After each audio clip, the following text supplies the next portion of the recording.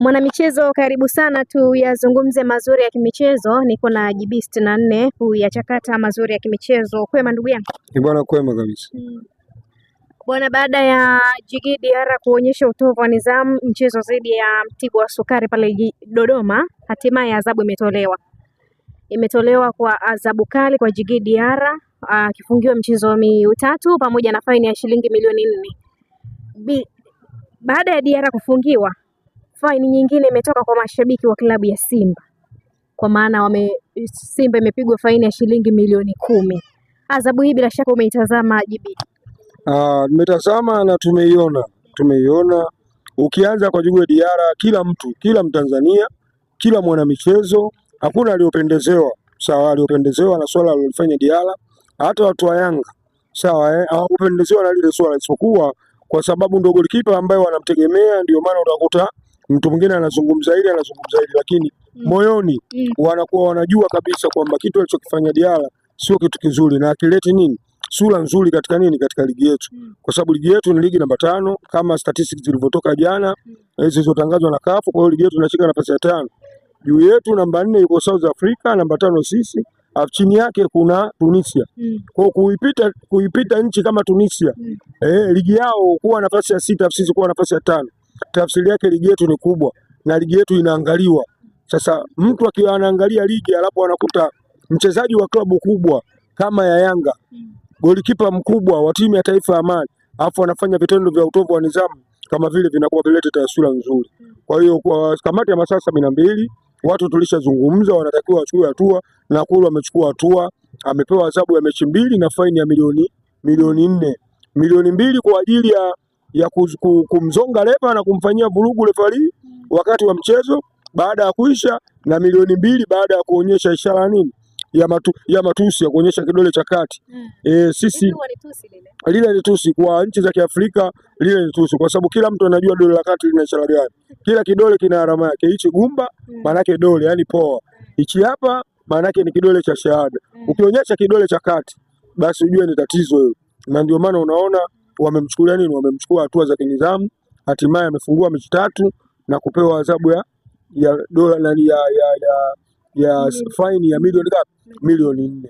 Kwa hiyo yeye kama mchezaji wa Young Africans akishalipa na akitumikia hiyo adhabu, sidhani kama atakuja atarudia tena, kwa sababu umekuwa ni mwendelezo wa kujirudia katika haya makosa aliyokuwa anafanya. Mara ya kwanza kuingizwa katika kamati ya masaa 72, lakini vile vitendo kujirudia ni mara nyingi sana Diarra anafanya. Diarra kila siku amekuwa ni mtu wa kugombana na marefali, isipokuwa kutokana na ukubwa wake na ukubwa wa klabu anayochezea na umuhimu wake ndani ya ile klabu, wanajua tukimgusa Diarra tumegusa Yanga. Ndio maana kamati ya masaa 72 ikawa inamchukulia pozeo doze. Lakini mwisho wa siku watu wanakuwa wamechoka kutokana na vile vitendo alivyovifanya, kwa sababu alikanywa na meneja wake wote Alson, bado akawa anaendelea kufanya ugomvi na akawa anamkandamiza mpaka bosi wake, mpaka akashuka rais wa timu ndo anakuja anaendelea kumtuliza, na bado stili alikuwa anaendelea kufanya fujo, na baadaye alivyotoka akawa anawanyoshea watu vitu kama vile. Kwa hiyo ndicho kilichowauma na hatimaye wakaamua kwa awamu hii Diarra tusamee, itabidi afanye aitumikie adhabu ili iwe fundisho kwake yeye na watu wengine, kwa sababu unapochukulia poa kwa Diarra, maana yake tafsiri yake tunatengeneza kina Diarra wengine ambao watakuwa na utovu wa nidhamu zaidi ya kwake yeye. Kwa hiyo ukija ukimhukumu golikipa mwingine au mchezaji mwingine, tayari watahoji mbona Diarra alifanya aliachiwa. Kwa hiyo inawapa wakati mgumu, sawa, kamati ya masaa 72 pamoja na chama cha mpira na bodi ya ligi ambao wanasimamia ligi. Kwa hiyo kuadhibiwa kwake tayari kusha pave the way kwa wachezaji wengine wasiweze kurudia lile tukio alilolifanya Diarra. Na tumeona baada ya kumzongazonga refari, mwamuzi wakati anazongwa hakutoa kadi nyekundu, badala yake alimtishia, na tunaona adhabu imepita kwake pia ya kushushwa daraja. Yule mwamuzi unajua ni ukubwa wa Yanga. Yule alikuwa anawaogopa Yanga.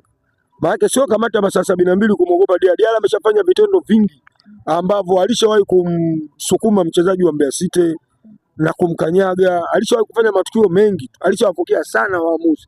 Hata mechi ya dabi alimfokea nani?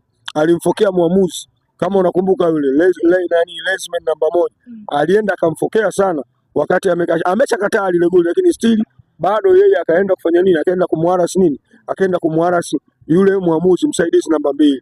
Kwa hiyo yale matokeo ina maana yamekuwa endelevu kwake, na ndio maana watu wakaamua kwa hii lazima afanye nini? Aitumikia adhabu. Kwa hiyo yule mwamuzi naye kapewa adhabu yake kwa sababu ameshindwa kutoa nini? Kadi, yani kumwadhibu. Asipewe pengine adhabu ya miezi 6 na badala yake ameshushwa daraja.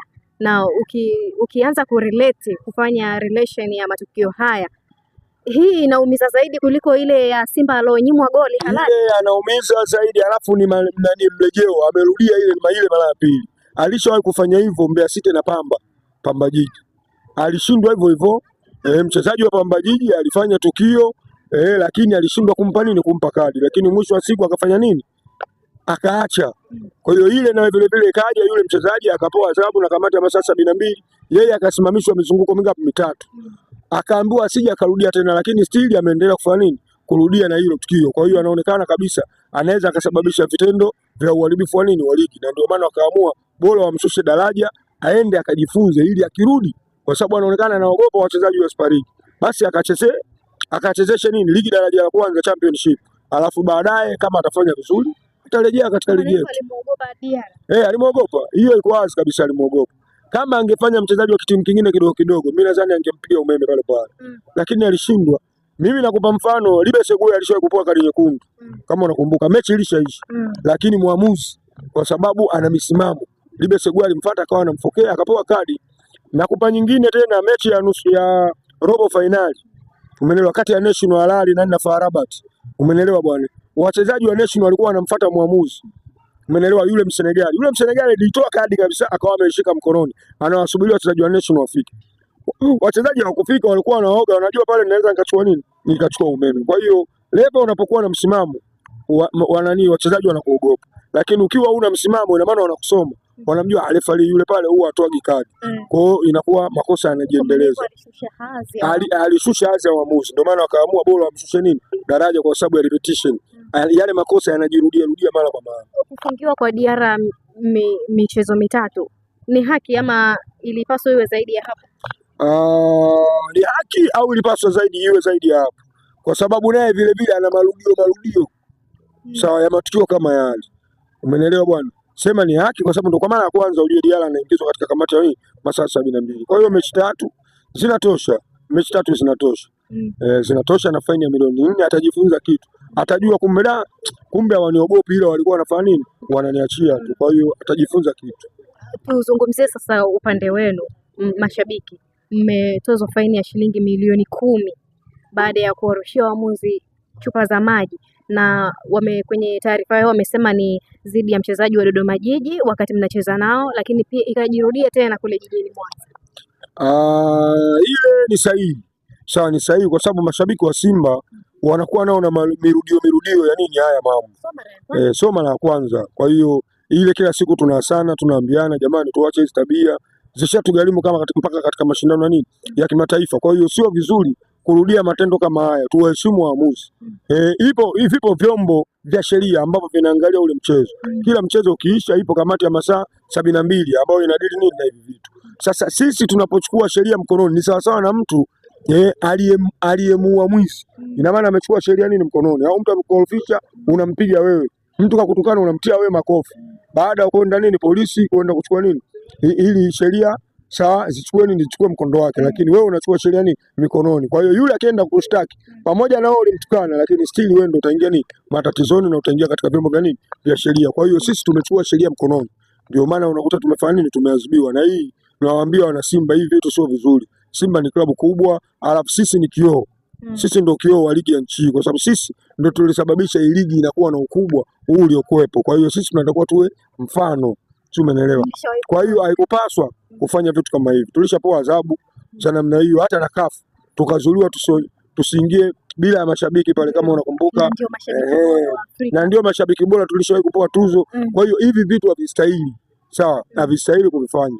Mimi nimeona ni sahihi kabisa kwa bodi ya ligi kutupa adhabu milioni 10. Tena namwambia Ahmed Ally anatakiwa haraka aitishe press, atoe namba, watu tuchangie ili faini tulipe sisi kama mashabiki wasije wakalipa nini, sije kalipa timu, kwa sababu kosa tumelifanya sisi, sio viongozi. Hizi hali sasa zinakomeshwaje kwa mashabiki wa Simba? Hizi hali ndo kama hivyo, inatakiwa faini tulipe sisi. Yaani inapotokea faini viongozi wasilipe.